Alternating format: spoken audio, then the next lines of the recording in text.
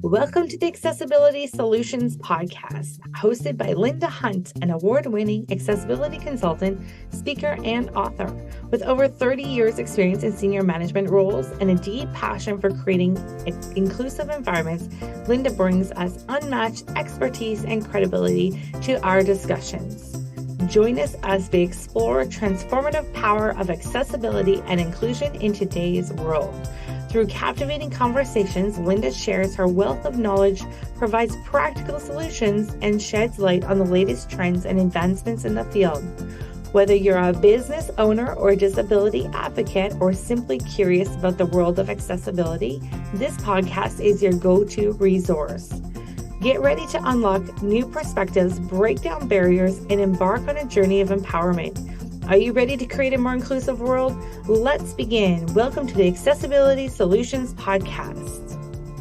Hi, everyone. Thanks for joining me. This week, I want to talk about being in the driver's seat from the standpoint of someone who uses a power wheelchair. So people who use a power wheelchair are not able, obviously, for obvious reasons, to drive a conventional vehicle. And yet, like me, I did not want to give up my independence. I wanted to still be able to drive myself around. And at the time that I needed to get a wheelchair van because I was no longer able to walk and go out and get into a regular vehicle, at that point in time, I said, no, I'm not ready to give up driving. And so I had to start exploring what my options were going to be for somebody who can no longer use a conventional form of transportation, but had to, in fact, buy a wheelchair accessible van. So they're called wheelchair conversion vans. And my wheelchair conversion van is a 2005 Pontiac Montana, which I purchased 14 years ago in 2009. And when I purchased it, I went looking for new or used, as most people do when they think they're going to buy a new vehicle. And the cost of a new wheelchair conversion vehicle is astronomical. So back in 14 years ago, I was probably looking at about $60,000 or $65,000 for a new vehicle compared to what I was able to purchase my used one for was about half that price. However, what's important to think 14 years ago is that a brand new minivan was probably in the neighborhood of $15,000. So as you can well imagine, comparing $15,000 for a new minivan, and here's me wanting to buy a minivan, which is basically what I bought, but a wheelchair conversion minivan, then I had to look at what it is that we could afford, because persons with disabilities that want to drive obviously can't afford to pay up to, say, 3 times the cost of a regular vehicle just in order to be able to drive. So we'll call Betsy, 2005 Pontiac Montana that I have, we call her Betsy. So when I purchased Betsy, she was 4 years old. So she was a 2005. I purchased her in 2009, and she only had 22,000 kilometers on her, which is actually very, in terms of someone that's purchasing a used vehicle, it's very, very low mileage. So here we are 14 years later. Betsy is now 18 years old, but still only has 138,000 kilometers on her. So in 14 years, I've only put 126,000 kilometers on Betsy, and she's made 2 trips down to Florida and quite a bit of commuting around the province over that time. So what I didn't realize when I went out to find a used wheelchair conversion van so that I could still drive was that 80% of wheelchair conversion vans are actually manufactured with the passenger being the person with a disability, which leaves only 20% of them that are actually designed for a driver who is the person in the wheelchair. So that in and of itself, finding a wheelchair conversion van difficult because there wasn't a lot of options to choose from in the used vehicle market. Anyway, we found Betsy and purchased her. And as I said, I had been driving the wheelchair conversion van for 14 years now. Now, my previous vehicle, I had been driving with hand controls for the 2 years previous to that. So starting in 2007, I started driving with with hand controls. But I got to the point where I could no longer get out and get in my regular minivan, which had hand controls, and I had to purchase a vehicle that I was going to be able to drive in with my wheelchair. So wheelchair conversion vehicles basically have the same chassis as a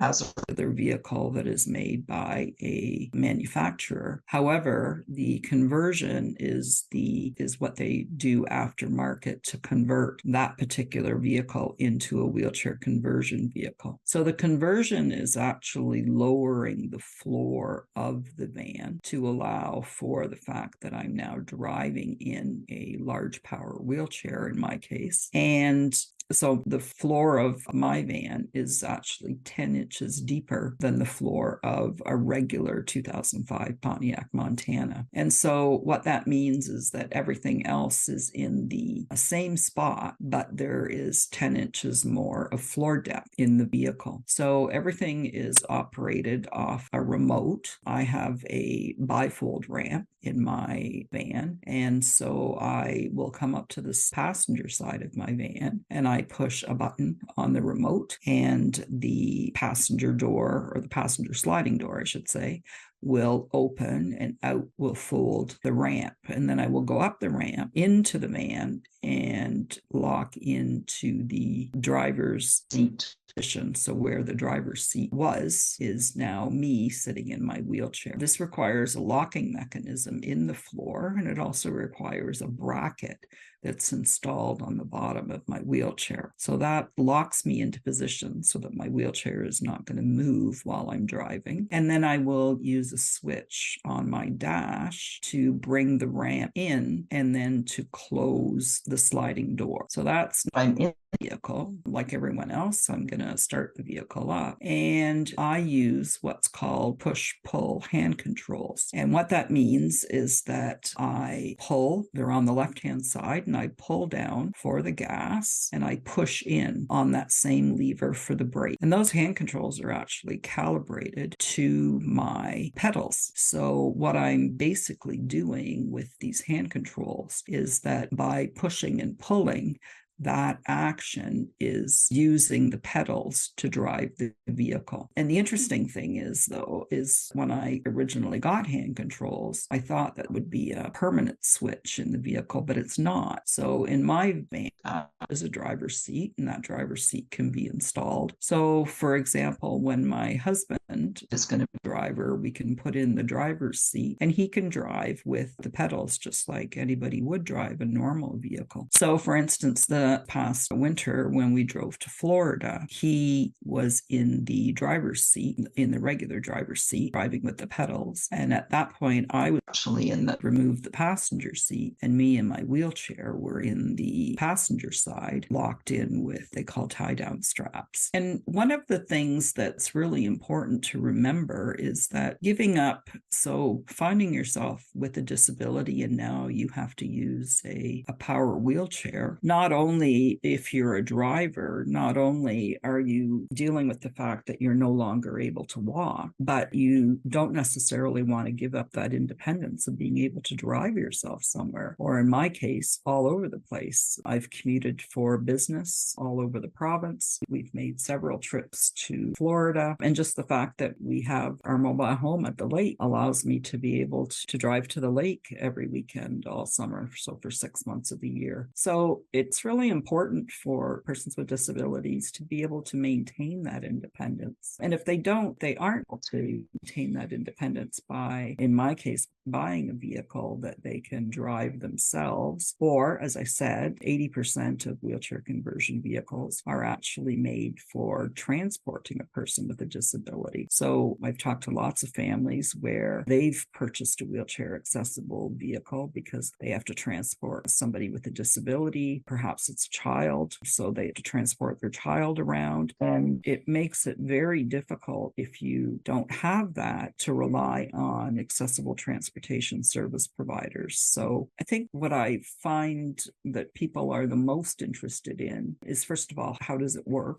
How do you get in? How do you still drive? I get that all the time. Did someone drop you off? The fact that I drive myself is usually quite surprising to most people. But what I really get across here is that a lot of times people that drive wheelchair accessible vehicles obviously have accessible parking permits, and accessible parking permits can assign both a passenger or a driver. And in my case, I'm the driver. So the accessible parking permit belongs to the person, and the fact that I'm the driver is displayed in the van window. But when I go to parking lot, I can't park in a regular, they call type 2 accessible parking stall. And that's primarily because even the width of an accessible parking stall does not allow me to deploy my ramp. Comes out about 6 feet, but I also need to obviously get to the bottom of the ramp and then, be able to turn around without running into the vehicle next to me. So I do have on the side